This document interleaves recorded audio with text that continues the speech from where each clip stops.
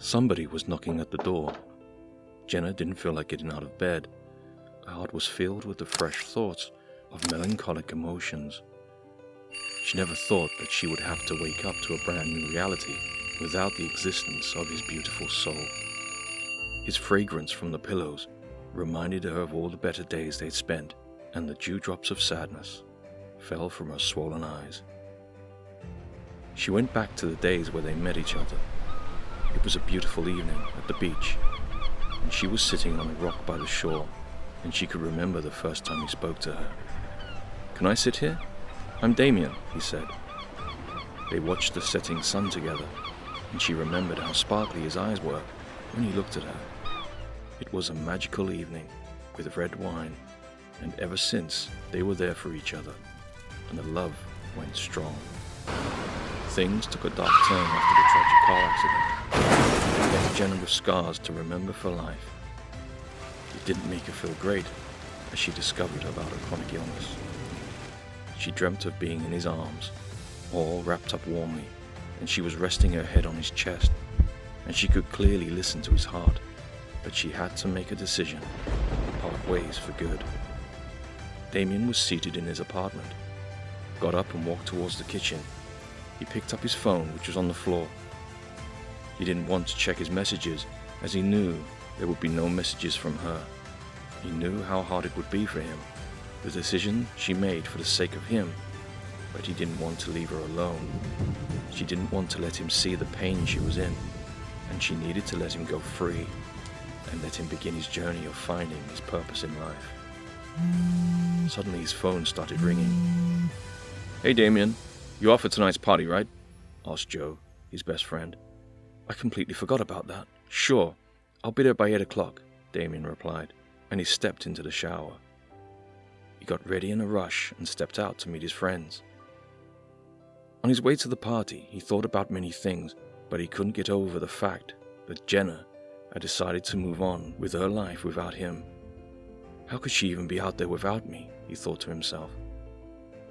Damien couldn't pretend to be strong anymore. He at once stopped the car in the middle of the road and lowered his head on the steering wheel. That was it.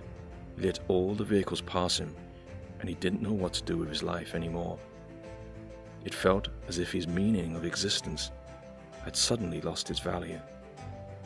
He screamed as he started to fall apart emotionally and let himself fade away into the thin air. Chained thoughts were gathering in his mind, and the despairing emotions were stronger than he could ever have imagined. He felt as if his world had stopped. He suddenly remembered he stepped out of the house to head to his friend's party as he raised his head and briskly started the car and finally reached his friend's place. "I thought you'd never show up," screamed Joe as he got out of the car. "I didn't forget, Joe," Damien replied back with an irritated tone. Damien yearned to dive into the deep abyss of sorrowful thoughts on his own, and he couldn't make up his mind to go on about daily life as he used to do. Every day, she was there for him. He took a deep, long breath. He felt as if he had inhaled poison.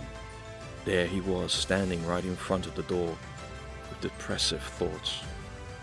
He looked around, and all he saw was people emptying alcohol bottles and immersing their bodies in a sweet state of intoxication. There were no more tears to shed in the name of her absence. He was craving to hold her hand and express how he feels and let her know how devastated he was without her in his life. But she resisted in the name of her love, as she knew this would not go on or end well for him. Jenne stood in front of the mirror. Eternal endearment, never bound to end with a happy ending, she thought. She stared at her own reflection, and she saw a girl with a ruptured soul, with a heart full of prejudiced blood. Her hair was short, and her faded blue eyes searched for him through herself. She closed her eyes and imagined him standing right behind her, wrapping his strong, gorgeous arms around her decayed waist. She saw him appearing in her dark consciousness with a red rose in his hand, and his hand was proving the fact of his eternal love for her. He was a skeleton, and his red rose was as fresh as the love he had for her. He has preserved his love in the rose petals, and all he wanted was her to take up that rose and accept his love.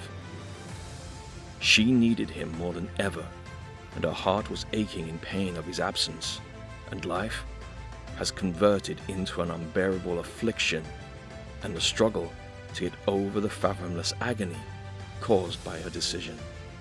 She seemed distant from the rest of the world, and she was losing herself to the suffering. Her illness was a constant reminder for herself not to reach out to him. Meanwhile, Damien grabbed a glass of sparkling wine and stepped onto the rooftop as he thought of the blissful memories of her, and he didn't want to be found by his friends. He kept staring through the thin air with a heart full of painful memories.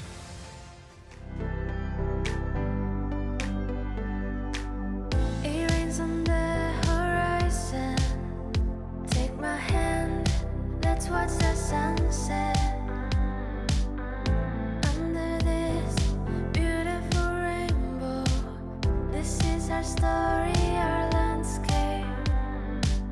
Nothing will stop this train, not even the cold, not even the rain.